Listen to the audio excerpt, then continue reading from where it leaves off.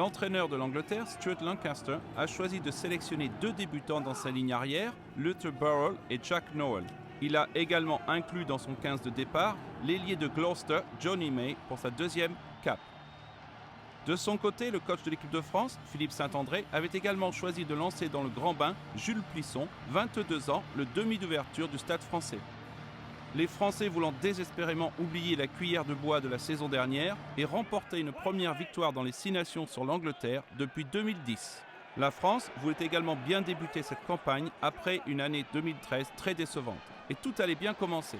Dès la première minute, un coup de pied à suivre de Plisson était dévié, mais le rebond favorable permettait à l'ailier toulousain Yoann Huget de déborder les défenseurs anglais et de sprinter pour ouvrir le score après seulement 32 secondes de jeu. Une entame de rêve pour la France et son nouveau demi d'ouverture, Plisson. Cet essai de Huget, le deuxième essai le plus rapide dans l'histoire des 6 nations, était ovationné par le public du Stade de France, même si Jean-Marc Doussain manquait la transformation en coin. 5-0 pour la France après 1 minute de jeu. Avec tant de nouveaux joueurs et un manque d'expérience, l'Angleterre avait besoin de se reprendre et allait rentrer dans le match dès la 6e minute avec une pénalité d'Owen Farrell. 5-3. Mais la France allait vite avoir l'occasion de reprendre 5 points d'avance avec une pénalité en bonne position. Cette fois, Doussain était précis et le score passait à 8-3 pour les Bleus. À la 16e minute, la France frappait un autre coup.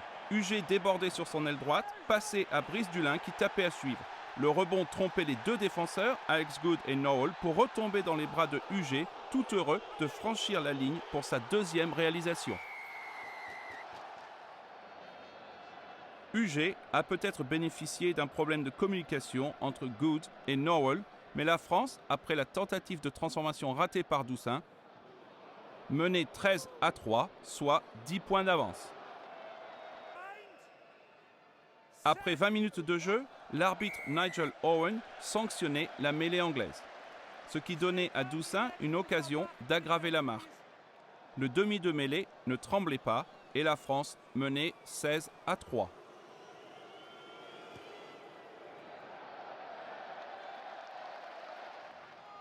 L'Angleterre souffrait pour mettre la main sur le ballon, mais ses efforts allaient être récompensés à 5 minutes de la pause.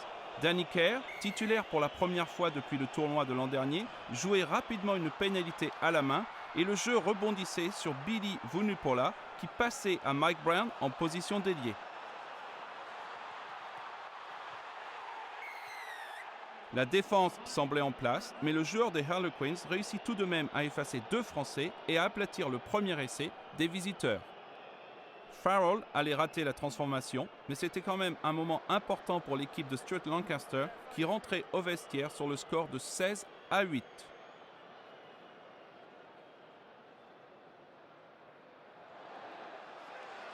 L'Angleterre commençait la seconde période comme elle avait fini la première. Les visiteurs avançaient sur tous les impacts et menaçaient la ligne d'en but adverse. La défense française tenait bon jusqu'à une petite percée de Danny Care qui semblait aplatir. L'arbitre faisait appel au TMO pour voir si l'essai pouvait être accordé, mais les images et les angles n'ont pas permis de trancher et l'arbitre est revenu à une infraction antérieure. Farrell réussissait la pénalité et ramenait le score à 16-11. L'Angleterre continuait d'asseoir son autorité sur le jeu et marquait un très beau deuxième essai à la 48e minute. Après un bon travail de Farrell et de Vunipola, encore au cœur de l'action, qui passait dans l'espace à Burrell, qui marquait sous les poteaux. Un grand moment pour le centre de Northampton, qui marquait ainsi son premier essai, et des points très importants pour les visiteurs, qui prenaient l'avantage après la transformation de Farrell, 18-16 pour l'Angleterre. À la 56e minute, l'Angleterre augmentait son avance après un drop opportuniste de Danny Care, 21-16. À ce moment-là, l'Angleterre semblait s'élancer vers une deuxième victoire consécutive à Paris, une première depuis le début des années 90. À 10 minutes du coup de sifflet final, la mêlée anglaise était encore une fois sanctionnée par Nigel Owens, ce qui donnait au remplaçant Maxime Machenaud la possibilité de revenir à 21-19. Les 10 dernières minutes s'annonçaient serrées. Puis, de l'autre côté du terrain, l'Angleterre récupérait une pénalité. Farrell faisant l'objet de soins, c'est Alex Good qui l'a tenté et la réussissait, permettant à l'Angleterre de mener 24-19 à quelques petites minutes de la fin du match. Mais les spectateurs allaient vivre un autre coup de théâtre. À 4 minutes de la fin du match, le talonneur français Dimitri Sergeski réussissait à percer avant de servir Gaël Fickou, tout juste entré en jeu. À 19 ans et avec seulement 4 sélections, le centre toulousain faisait preuve de culot pour réaliser une feinte de passe qui lui ouvrait tout grand le chemin de l'essai et lui permettait de plonger juste sous les poteaux pour une transformation cruciale. Le Stade de France explosait de joie et avec un score de parité 24-24, Machenaud avait la possibilité de donner l'avantage à son équipe avec cette transformation juste en face des poteaux.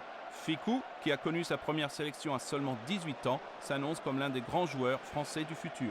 Machenaud ne pouvait pas manquer la tentative malgré la pression qui était sur ses épaules et à 2 minutes du coup de sifflet final, la France repassait devant au score 26-24. Il n'y avait pas de miracle pour l'Angleterre et la France pouvait amplement célébrer cette victoire après une superbe rencontre et reste en course pour remporter pour la 5e fois le tournoi post-tournée des Lions comme elle l'a toujours fait dans l'ère professionnelle. Philippe Saint-André est sans doute soulagé d'avoir commencé cette édition par une victoire sur un adversaire coriace. Les Anglais se sont donc inclinés à Paris et devront aller rencontrer l'Écosse à Murrayfield la semaine prochaine. Stuart Lancaster doit toutefois penser que son équipe peut encore gagner le tournoi, mais c'est fini en ce qui concerne le Grand Chelem cette année. Score final au Stade de France, France 26, Angleterre 24.